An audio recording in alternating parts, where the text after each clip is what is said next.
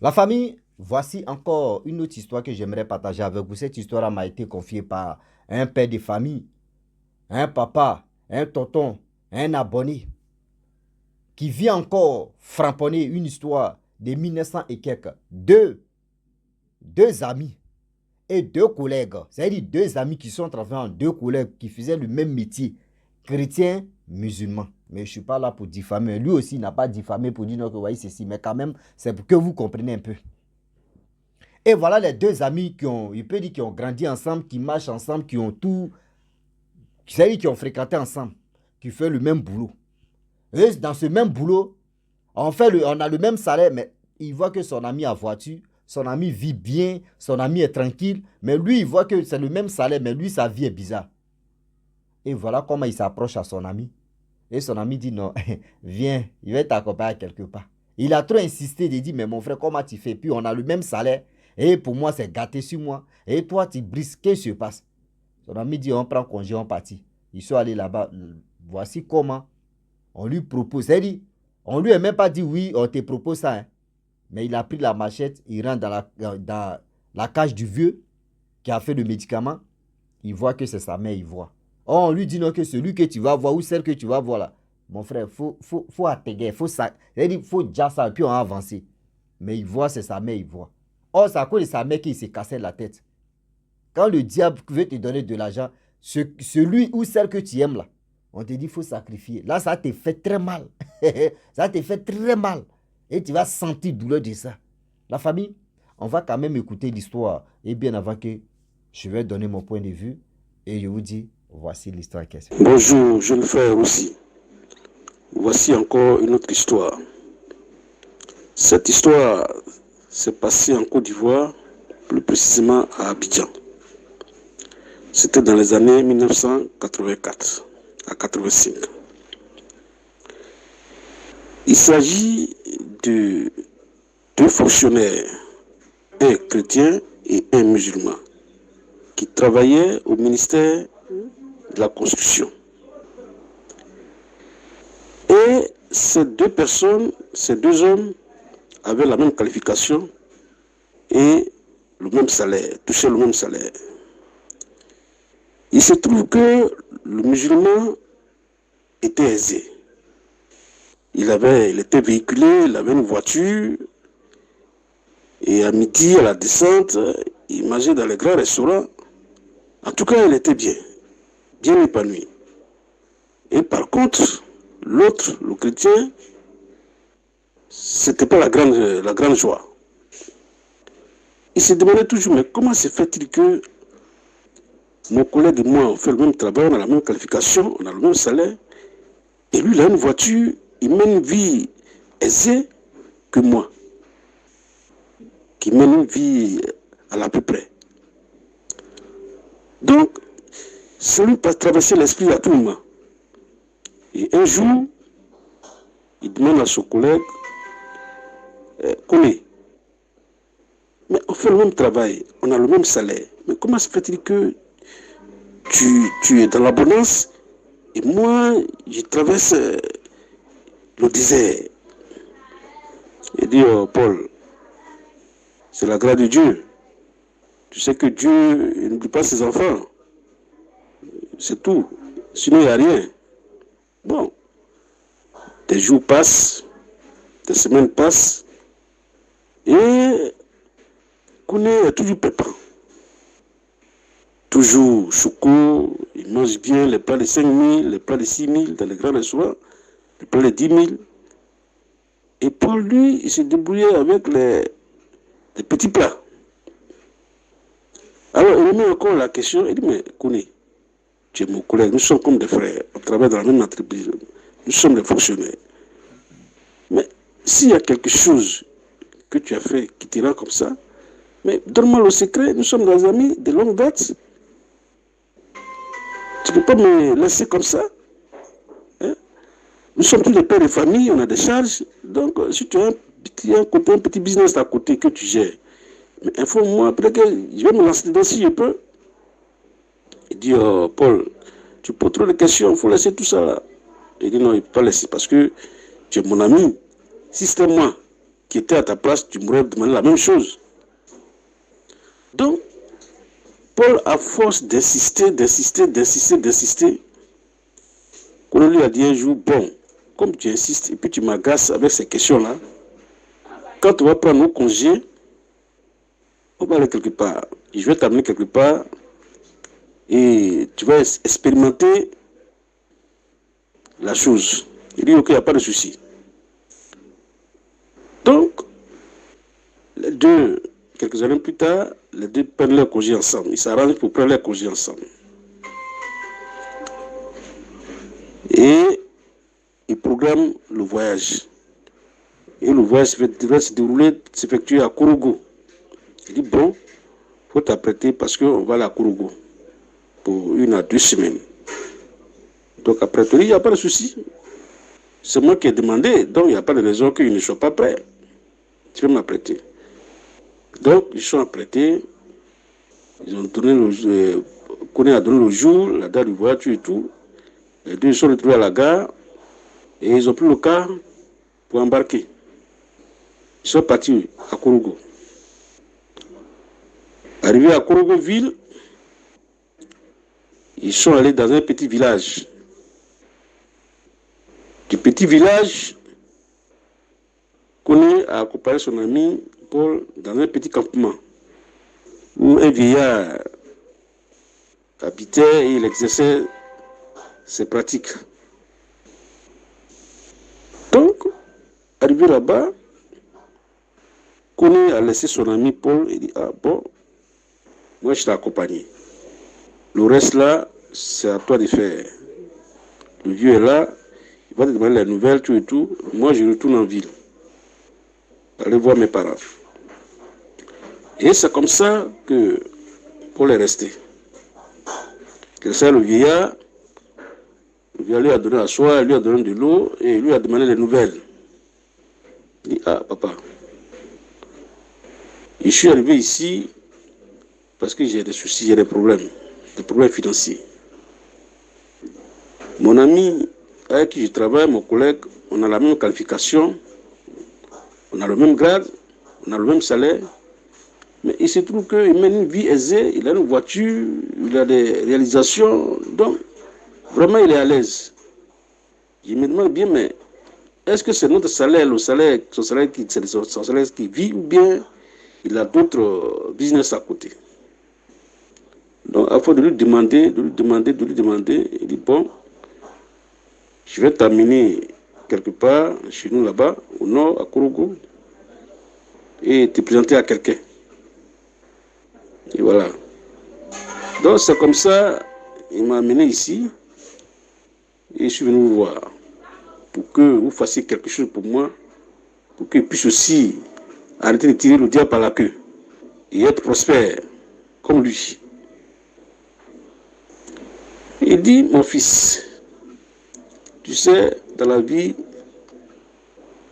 il faut toujours avoir la tête sur les épaules. Parce que c'est pas tout ce qu'on voit, c'est parce que tout ce que les yeux voient qu'il faut convoiter. Il y a des choses qu'on voit et on peut passer. Mais comme tu es arrivé jusqu'à moi ici, il n'y a pas de problème. Ce que tu demandes, on va le faire pour toi. Et le monsieur a passé une semaine là-bas. Le vieux fait ses pratiques, il fait ses incantations, tout et tout, pendant une semaine, plein. Pendant une semaine. Alors, quand le dernier jour de la semaine est arrivé, il dit, bon, les séances de purification sont terminées, on va passer à l'étape décisive. Il dit, bon, tu vois la petite case au fond là-bas. Il dit oui. Entre-temps, le vieux lui avait dit d'aller acheter une machette, une nouvelle machette, bien aiguisée. Donc, il allait au village, en ville, et il a ramené la machette. Il dit, bon, tu vois la case là-bas? Il dit oui. Il dit la case, quand tu vas entrer, c'est une case à 2 pièces.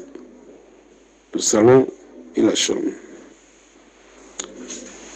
Il dit quand tu vas rentrer, la machette que tu avais achetée, elle disait là-bas, à l'entrée de la chambre.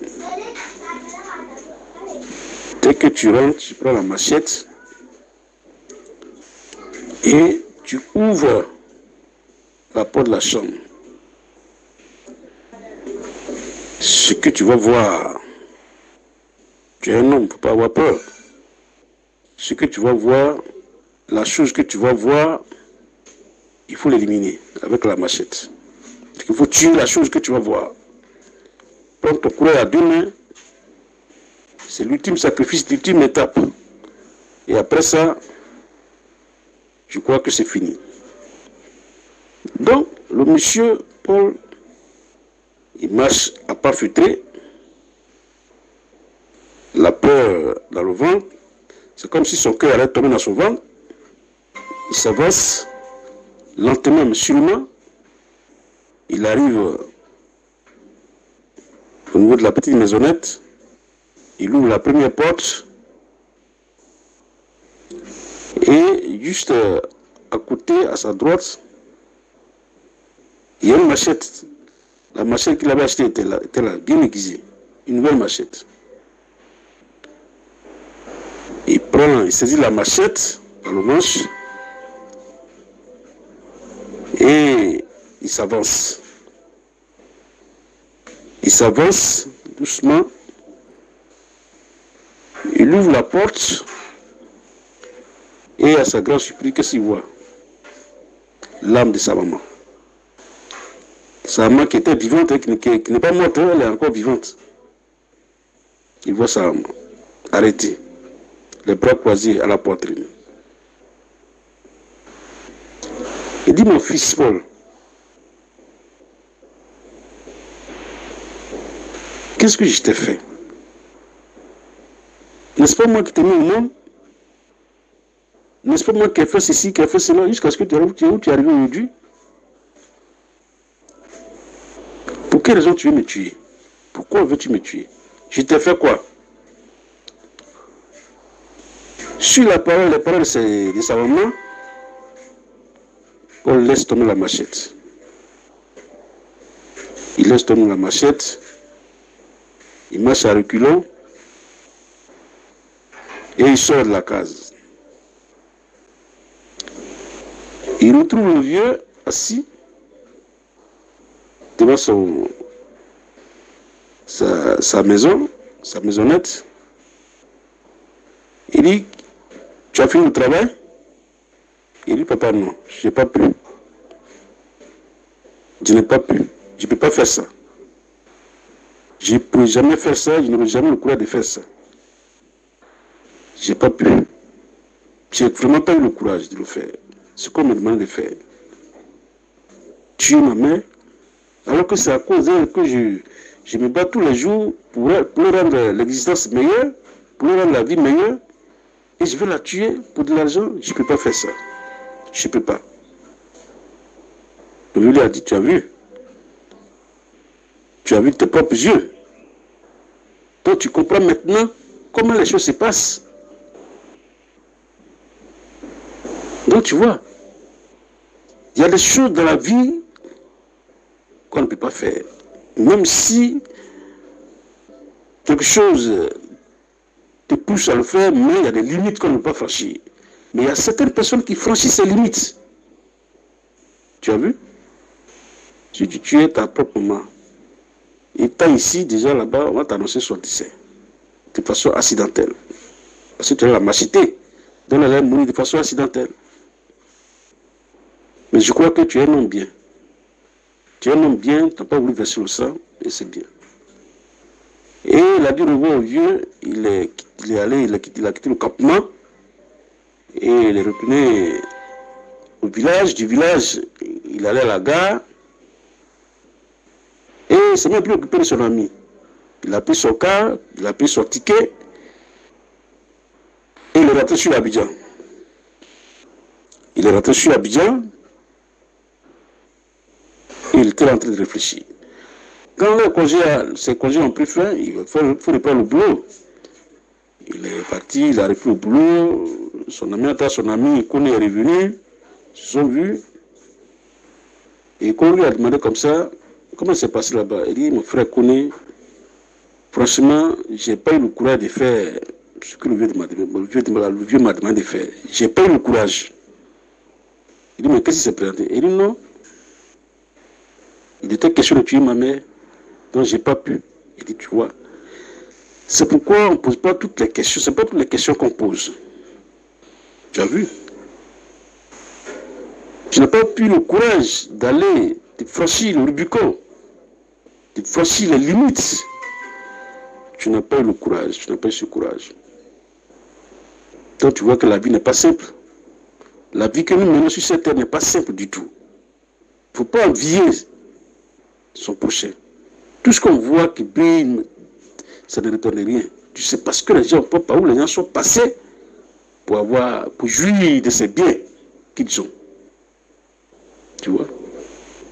Donc, si je te disais ça, tu n'as pas me croire. Mais il a fallu que je t'amène là-bas sur les lieux pour que toi-même tu vives l'expérience. Et tu n'as pas pu. Donc, c'est pour dire, mon cher Rossi, que tout ce que tu dis dans tes histoires, c'est des choses vraies, c'est des choses vécues.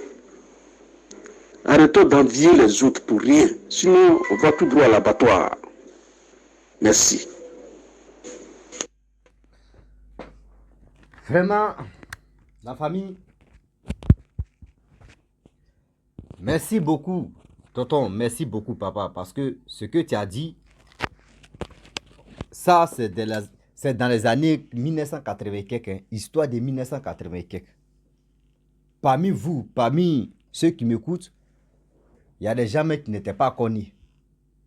Mais aujourd'hui, là, l'histoire que ce papa a expliqué, ce tonton a expliqué, de nos jours, un jeune garçon déterminé, dans sa tête, frustration, dans sa tête, avoir un iPhone, dans sa tête, à faire la belle vie, avoir une belle voiture, appartement où il va dormir tranquillement, il va aller faire sa vie, aller boire, fréquenter des choses, comme on dirait des maquis, des boîtes de nuit.